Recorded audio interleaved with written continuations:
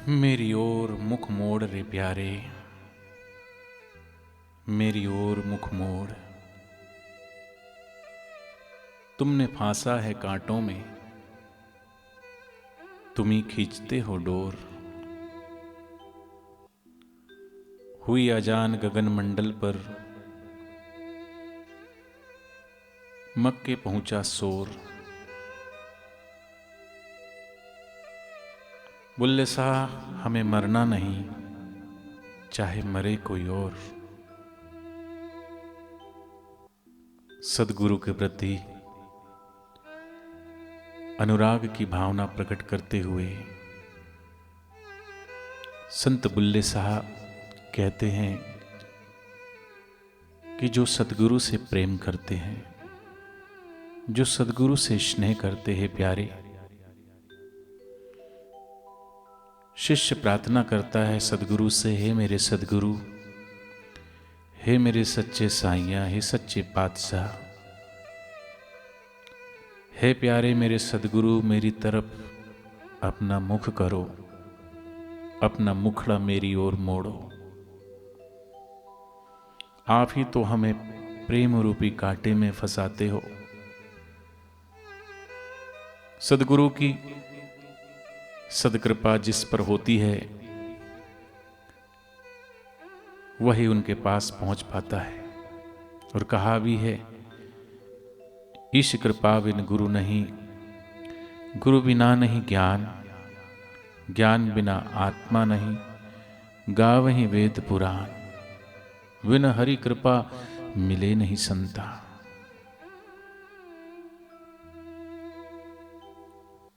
और बिना सदगुरु की कृपा के उनके पास पहुंचना संभव नहीं है।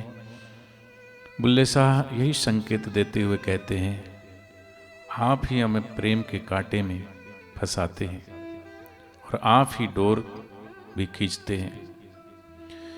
सदगुरु के प्रेम की कृपा जब होती है तो गगन मंडल पर अजान होती है, अनहद नाद गूंज उठता है और उनकी आवाज हृदय मंदिर तक पहुंचती है, मन मंदिर तक पहुंचती है। बुल्ले शाह कहते हैं कि हमें मरना नहीं है, चाहे कोई और मर जाए, हमें नहीं मरना। अर्थात मृत्यु का अर्थ है जीवन की एक और यात्रा की शुरुआत। मृत्यु एवं मुक्ति में यही अंतर है। मृत्यु जीवन का समापन नहीं, बल्कि एक और अनजाने जीवन की ओर, एक और सफर की शुरुआत, जबकि मुक्ति जीवन और मृत्यु दोनों का समापन है। बुल्ले शाह कहते हैं कि मुझे नहीं मरना, अर्थात मैंने सदगुरु के प्रिय रूप को हृदय में अंगीकार कर लिया है। जब आप उनके अलावा मेरी कोई कामना ही नहीं, फिर मृत्यु किस बात की चाहे। सारी दुनिया मरे परंतु मुझे नहीं मरना। फकीर की इस बात को समझाने के लिए हमें पहले ये समझना पड़ेगा कि मृत्यु वास्तव में होती किसकी है, मरता आखिर कौन है। वास्तव में मरता है शरीर, क्योंकि आत्मा का विनाश होता ही नहीं है। सदगुरु परमात्मा का साक्षात्कार जब हो जाता है तब सदगुरु की कृपा से जीव इस शरीर के बंधन से मुक्त होकर आत्मा में ही स्थित हो जाता है। बुल्ले शाह ने सदगुरु को अपने हृदय में अंगीकार कर लिया है, अतः मृत्यु का भाव ही खत्म हो गया है।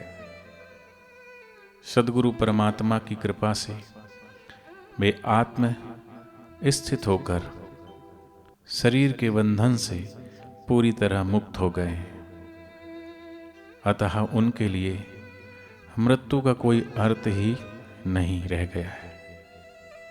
इसी बात को संत कबीरदास जी कहते हैं, जा मरने ते जग डरे, मूरे मन आनंद, कब मरिए कब पाइए, पूर्ण परमानंद।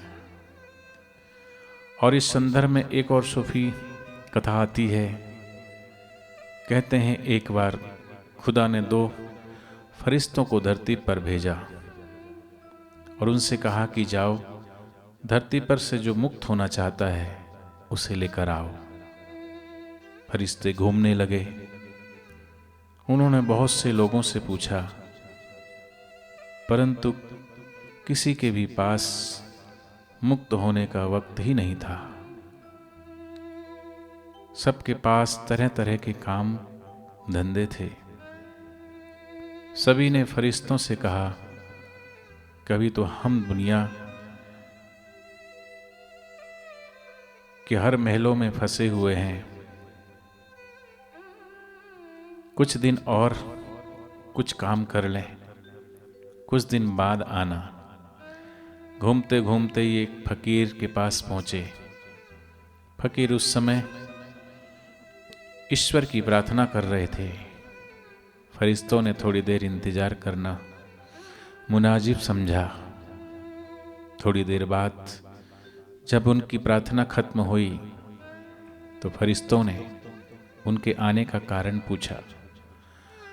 फरिश्तों ने कहा कि हमें ईश्वर ने आपके पास भेजा है, आपको मुक्ति देने का आदेश दिया है। क्या आप मुक्ति लेना चाहेंगे? फकीर हंस पड़े और उन्होंने फरिश्तों से कहा, खुदा की फरिश्त में जो आनंद है वह मुक्ति में कहाँ। जाओ, खुदा से कहना कि बंदा तो तेरा है ही, फिर पूछकर शर्मिंदा क्यों करता है। तू जहां भी जिस हाल में भी रखेगा मुझे क्या एतराज है। बस सद्गुरु के प्रति यह विश्वास ही जीवन और मृत्यु से परे हो जाना है। इसलिए जो सद्गुरु में अपनी मैं को मिटा देता है, जो सद्गुरु के चरणों में अपनी मैं को विलय कर देता है, वो कहीं भी रहे, चाहे इस शरीर में रहे, चाहे वो जंगल में रहे, चाहे वो घर में रहे, वो कहीं भी रहे, वो मुक्त ही है। वो शरीर से मुक्त है, मन से मुक्त है, इंद्रियों से मुक्त है। और जो अपनी मैं और इंद्रियों से मुक्त है वो जीते जी भी मुक्त है। और शरीर का जब प्रारब्ध पूरा होता है तो मुक्त होकर ही उस पूर्ण में मिल जाता है। उसको मुक्ति की भी चाह नहीं होती। इसलिए आज बुल्ले शाह संकेत करते हैं कि जो सद्गुरु से प्रेम करता है या जो सद्गुरु से प्रेम करना चाहता है उसे दुनियावी इच्छाओं और कामनाओं की कोई चाह नहीं रहती। लेकिन विरले ही होते हैं जो सद्गुरु को सच्चा प्रेम कर पाते हैं, सद्गुरु की विरह अग्नि में अपने आप को झोंक पाते हैं, अपनी मैं को जला पाते हैं। जिसने अपनी मैं को सद्गुरु के चरणों में मिटाया, विलय किया, उन्होंने जीते जी सद्गुरु की करुणा और कृपा को पाकर के मुक्त हो गए। चाहे रविदास हो, चाहे मीरा हो, चाहे गुरु नानक जी हो, चाहे भगवान बुद्ध हो, महावीर हो, चाहे केशवानंद महाराज हो, चाहे लीला साजी बापू हो, या हमारे प्यारे सदगुरुदेव हो। हमारे गुरुदेव ने भी हमारे दादा गुरु जी के श्री चरणों में अपनी मैं को विलय किया। घटक तोड़ जल जल में मिलाया, जल प्रकाश आकाश में छाया, निज स्वरूप का ज्ञान दृढ़ाया, 2.5 दिवस ब्रह्मानंद छाया। अर्थात दुनियावी लोग जिसको होश कहते हैं वो होश नहीं, बेहोशी है। वास्तविक होश तो अपने वास्तविक मैं में जागना है।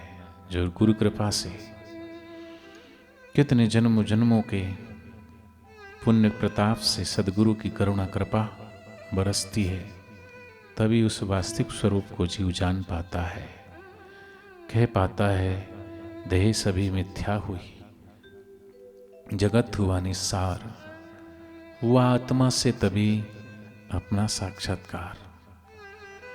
लेकिन आज किसी को कुछ काम है, किसी को कुछ काम है, कोई किसी चीज को चाहता है, कोई किसी चीज को चाहता है, सदगुरु को कोई चाहता ही नहीं। सदगुरु के प्रेम विरह में कोई तड़पना ही नहीं चाहता, सदगुरु की याद में कोई डूबना ही नहीं चाहता। इसलिए उस सदगुरु का प्रेम सच्चा आनंद सभी को नहीं मिल पाता। लेकिन जिसने अपनी मैं को विलय किया उन्होंने पाया है। आओ हम भी अपने सदगुरु के चरणों में अपनी मैं को विलय करके उनकी पूर्ण कृपा पूर्ण करुणा को पाएं। हरि ओम।